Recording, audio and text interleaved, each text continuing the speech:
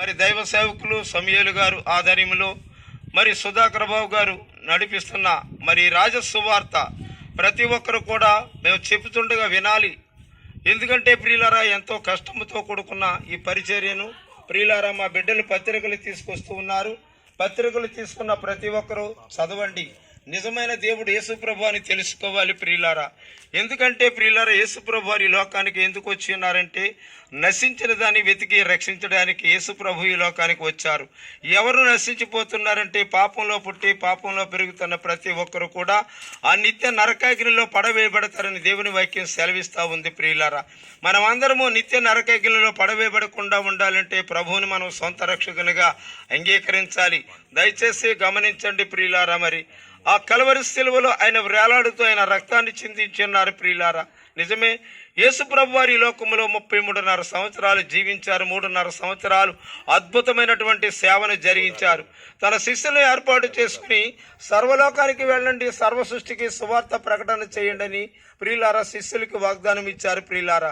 నిజమే ప్రియులారా, యేసుప్రభు వారు ఈ లోకములో ఉన్నప్పుడు ఆ గలిలయ ప్రాంతములో ప్రియులారా తిరుగుతూ పరిచర్య చేస్తూ పరలోక రాజ్యము సమీపించినది, ప్రతి ఒక్కరు కూడా మారు మనసు పొందండి, మారు మనసు పొందండి అని చెప్పారు ప్రియులారా. నిజమే ప్రియులారా, నేనే సత్యం, నేనే మార్గం, నేనే జీవమని చెప్పి ఉన్నారు ప్రభు. ప్రియులారా, మరి గ్రామానికి రావాలంటే ప్రియులారా అనేకమైనటువంటి దారులు ఉన్నాయి. నేనే మార్గం అన్నారు ప్రియులారా. మరి పరలోకము చేరాలంటే ఒకే ఒక్క మార్గం, యేసుక్రీస్తును సొంత రక్షకునిగా అంగీకరించడం ప్రియులారా. గమనించండి, నేనే సత్యం అన్నాడు. ఆయన సత్యవంతుడు, యథార్థవంతుడు, నీతిమంతుడు, న్యాయవంతుడు. ఆయనలో ఎక్కడ కూడా ఏ లోపము లేదు ప్రియులారా. 3.5 సంవత్సరాలు సేవా జీవితంలో అనేక ప్రాంతాలు తిరిగినప్పటికీ కూడా ఆయన ఎక్కడా కూడా ఈ లోక మాలిన్యాన్ని అంటించుకోలేదు ప్రియులారా. మనమైతే ప్రియులారా పుట్టింది మొదలుకొని నిద్రించే వరకు అనేక పాపకార్యములు చేస్తూ ఉండి ఉంటాం ప్రియులారా. పరిశుద్ధిని ఆ రక్తము వలన పాపక్షమాపణ కలుగుతుందని ప్రతి ఒక్కరు కూడా తెలుసుకోవాలి. యేసుప్రభు వారి లోకములో జీవించినప్పుడు ప్రియులారా చేసిన అద్భుత కార్యములు ఇదిగో ప్రియులారా, కుంటివారిని, గుడ్డివారిని, మోగవారిని, చెమటి వారిని అనేకలను స్వస్థపరిచి ఉన్నాడు ప్రియులారా. అంతేకాదు ప్రియులారా, అనేక మంది నిద్రించిన వారు లేవనెత్తినటువంటి దేవుడు. ఆయన ఎక్కడ పరిచర్య చేసినా ఆయన ఎంబడి తండోపు తండాలుగా వెళ్ళేవారు. ఆనాటి శాస్త్రులు, పరిసయ్యులు, సద్దుకాయులు అనేకులు ప్రియులారా. మరి జనమంతా ఆయన వెంబడి వెళ్ళిపోతున్నారు. మన దగ్గర ఎవరు లేరు, ఏంటి మన పరిస్థితి? ఇలాంటి ఆయన కట్టడి చేయాలని ప్రియులారా ఆనాటి శాస్త్రులు, పరిసయ్యులు, సద్దుకాయులు ప్రియులు ఆయన చంపాలని ఆలోచన చేసి ప్రియులారా కుట్ర చేసి ప్రియులారా మరి శిలువపై మరి ఆయన మోపి ఉన్నారు ప్రియులారా. నిజమే, ఆయన సిలువ మోసాడు. సిలువ మోసినప్పుడు ప్రియులారా ఎన్ని శ్రమలు, పిడుగుద్దులు గుద్దారు ప్రియులారా. ముండ్ల కిరీటం పెట్టి ఉన్నారు ప్రియులారా. మరి కొరడాతో కొట్టి ఉన్నారు. నీ కొరకు నా కొరకు ఆయన శ్రమ పడ్డాడు. ఆయన ఎక్కడన్నా మరి ప్రియులారా పాపం చేశారా అని ఉంటే ఎక్కడా పాపం చేయలేదు. మనందరి పాపములు కూడా ఆయన భుజాన్ని వేసుకుని సిలువ మోసి ఆ కపాల స్థలమునకు ప్రియులారా మరి మోయించారు ప్రియులారా.